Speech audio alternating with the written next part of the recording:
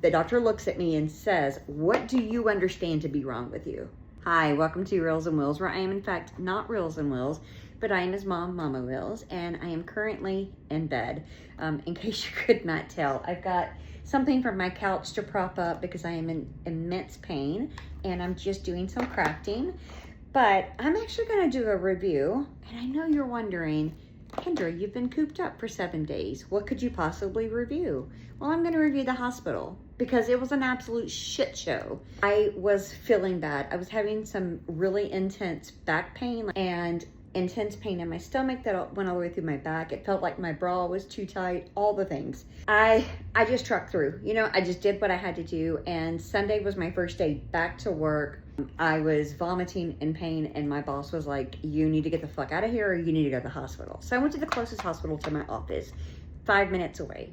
Worst mistake. I knew nothing about this hospital.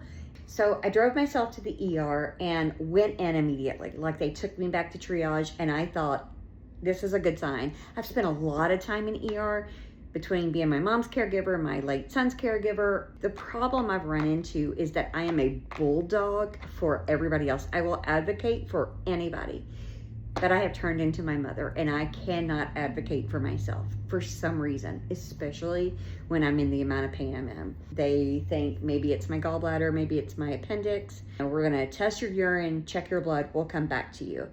I went in at 5. By 7:30, I still had no call button. I was hooked up to the IV, but I could not get out of bed because I was incredibly nauseous. Nothing to throw up in. I needed to pee.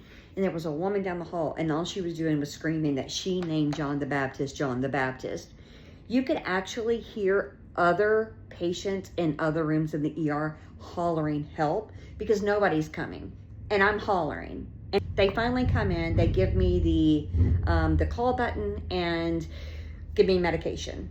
Finally, they give me some pain medication. Doctor comes in and says, "Okay, this is what we're looking at. You have a bladder infection, you have a kidney infection. You also have a UTI. You have some inflammation around your colon, and you have an ulcer. So we're going to be admitting you." Cool. They gave me some more medicine. I fall asleep. 6 a.m. comes around. I'm still in the ER. I go up to the room on the second floor at 7 a.m. Can you guess what happens at 7 a.m.? Fucking shift change. So they put me in a room with no call button, no pillows, and I'm sitting up on the side of the bed. And about an hour and a half comes by. Nobody comes in. Nobody comes into my room. I'm hollering. I can hear the nurses, and they're all complaining how people are not showing up for work, whatever. So I already know that they are incredibly short-staffed. I get that. I can be patient. I have been working with the medical field with my kid and my mom for decades. I can be patient like Job. But when you don't even give me the essentials, I'm going to have an issue with that, and I'm by myself. So finally they come in, and when the nurse walks in, I said, "You know what, you're right. This place is a shit show." And she's like, "Oh, you must have bionic hearing." No, bitch. You're screaming like all of you are. So I have a fantastic nurse, and then co-parent comes up there. He goes out, talks to the nurse. How much longer is it going to be till she sees a doctor? This is like 3 o'clock.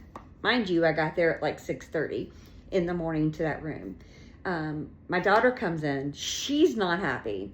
All of a sudden, little Kendra goes in and says, "They'll be in here in a second." The charge nurse comes in and says, "I'm so sorry. We've been so busy. What can I get for you?" Blah, blah, blah. The doctor comes in. The doctor looks at me and says, "What do you understand to be wrong with you?" And I've never had a doctor do this. So I repeat it back to him what I was diagnosed and understood to be true in the ER. He said, "Yes, that's right. We're going to get you on IV antibiotics, control the pain. You need to follow up with the GI doctor." The next day rolls around. Getting pain medication every 4 hours. I need to tell you, the pain medication is a 0.5. It doesn't touch it. The pain is so intense in my back, it's not even funny. And I tell them, I just did not know with a kidney infection it would hurt my back this bad. I can't move, I can't bend, I can't walk, get out the toilet, anything. They're like, "Yeah, that's absolutely normal." About 6 p.m. comes on Tuesday night, and they tell me, "We're going to have to move you to the 3rd floor. You are getting better, and we have more patients who need to come in." And I was like, "Hey, why don't you just release me? You're going to release me tomorrow morning, just release me tonight." No, we can't do that. They moved me up at 7 without my chart.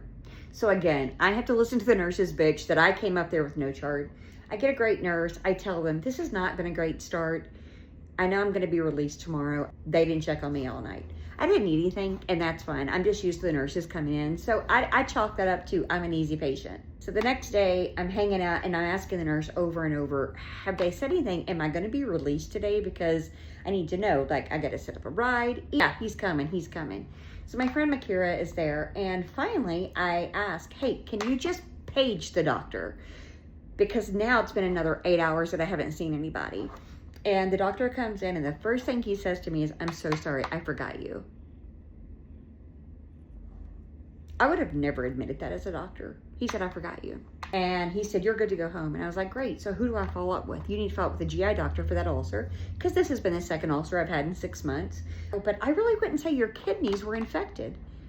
I said, you told me I had a kidney infection. He goes, yeah, I mean, we looked at your urine under the microscope.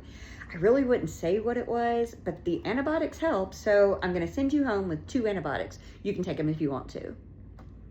At this point, it's a suggestion, apparently, and it's almost shift change, and I'm like, I'm not getting stuck in here again. They come in, they hand me the paperwork, and I look at it, follow up with an orthopedic. And I asked the nurse, hey, I thought I was supposed to see a GI doctor. She goes, yep, ignore that. Just go see a GI doctor, not an ortho. I don't know why he wrote that. I leave. 2 days later, back pain is so intense. I go straight to the ER, to a different ER. They tell me I can't do an MRI because we don't have one in the ER. I'm going to do another CT scan, blood work, urine. And I do see degeneration in your spine, so you need to go to an ortho, but there's not much we can do for you here. So it's now Sunday. I can't walk. Tomorrow's a holiday. I want to cry. I want to fucking cry because I have never been so mistreated.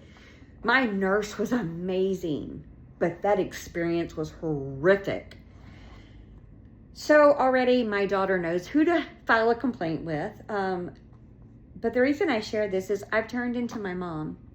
I literally have. I am 51 years old, and I took care of my mom until the day she died. And I remember looking at her thinking, why are you so weak and pitiful, and you're letting these people just railroad you? And I've turned into my mom. Now it's time to rate the hospital. The food was really good. 8 wheels completely. I did some food reviews, but I will tell you, the nurses, they were just as good. But the stay, the consistency, I wouldn't take cash there.